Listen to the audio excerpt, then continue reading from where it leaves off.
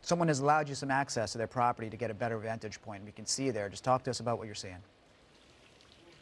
Yeah, so this family allowed us to actually get into their backyard. They're in the evacuation zone. So a lot of people, while they're leaving, this family is staying to try to hose their house down, try to protect their home from the flames as long as they can. I want to show you just where the fire is. If you can take a look, it just started to kick up a lot more. When we first got here, you could kind of see the flames, but now those flames have definitely kicked up over there on the hillside, and it seems like it's far, but it really isn't. When you talk about these wildfires, they spread so quickly. Earlier, you were talking about how it grew from 500 to 3,400 acres so quickly. And so what we're seeing now is the family here. If you take a look behind me, you can see the family here not only hosing down their house, but also their neighbor's house as well. They're trying to wet everything they can to try to help their house withstand these flames. And up on the roof, you see one individual.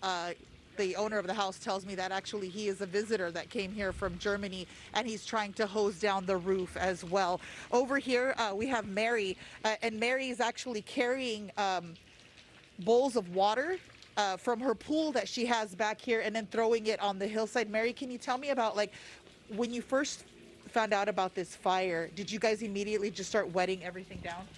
Actually, when we found out, it was a little bit further and I was at work. I work in Thousand Oaks, which is over an hour away. So my family told me and I rushed here right away.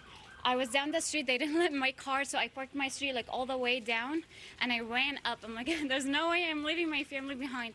So I came back, we packed everything, the cars are on the driveway and we start watering everything. Our neighbors, we talked to our neighbors also down the street, all these houses, none of us are leaving until like it's absolutely a must. So we're gonna keep trying until this whole thing goes away, hopefully. But you guys are packed up, you guys are ready to go, right? Yeah, everything in the cars, all the cars are pointing out towards the street.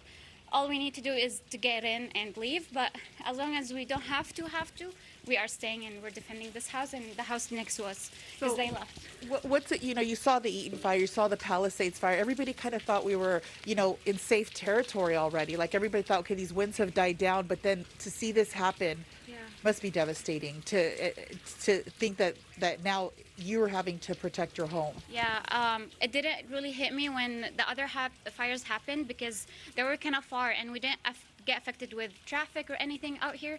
But once I saw it, like face to face, it's my first time seeing a fire out here. So I'm like, okay, this is crazy and it's actually happening and we need to get down to business. Like we started watering everything. I still can't believe it. We just moved to this house. Hopefully nothing happens. We haven't been here for not even 2 years yet. So we're having faith. And you guys had this plan already, and you could see the water coming down. That's actually from the young man wetting the roof. So we're all getting wet here as well because he is wetting the roof. Yes. Did you guys have this? Did you guys talk about this before and have this plan in place? Actually, no.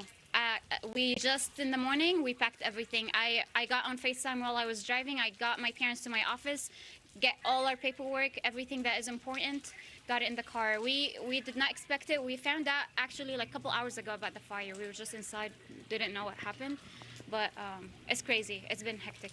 Great. Thank you so much, Mary, and I'll let you keep doing that. So again, that fire, I just want to give you a last look of what it looks like over there on the ridge. And the owner of the home is there. He's texting family members and neighbors and people who maybe have left and letting them know what is happening here. But although it doesn't seem like it's too close, it is actually pretty close to this home here. Well, Lydia, we've been seeing the flames. No, if I could speak to you just for a moment more, because it's very dramatic footage, and obviously there's so many things that you're curious about with those homeowners, but we want to let them continue to do their best to wet down their property because we know that's going to give them the peace of mind. And you asked great questions because we were concerned about them getting out in time, and it's good to hear that they're packed up. You made your way to that house, Lydia. You saw other houses. Is this sort of common practice right now in this neighborhood? I mean, how many folks are taking the evacuation orders this way? No, well, Mary did say earlier that a lot of her neighbors are staying. They're trying to wet their houses. And when we actually came up the hill here, you saw a lot of neighbors. They were waiting. They weren't waiting to leave. They were all packed up to leave, but they were sitting there spraying their houses and they were there. So you saw people in this area, but you definitely see all the cars with items in it pointed outward to the street so they can make an easy getaway from this area. But you can tell the fire it's coming down the ridge. I mean, it wasn't there just a few minutes ago when we started this live shot. You saw it up the ridge, and you see how fast it's moving down that hillside. So that's what they're scared of here. They obviously are scared that it's going to get closer and that it's going to affect their homes, because these are the first homes, the closest homes to that fire from in Castaic here where we're at. Yeah, wow. Well, we hope everyone's going to stay safe. We understand the sentimental attachment to home and obviously to the urge to protect property, Lydia. And I know you've told them that they're under evacuation orders, that they're all very aware of that. And it's one of the things that this is one of the tension points in these moments. And so thank you so much for showing us that and for asking us questions, and continue to report from there and continue to stay safe. Monitor those flames. As Lydia Pentazos was just showing us, those flames have now come down the ridge and opened up in a way that suggests exactly what Dr. Ariel Cohen from the National Weather Service was telling us just a moment ago. If you have an evacuation order or even a warning, listen to it, because this is moving very quickly.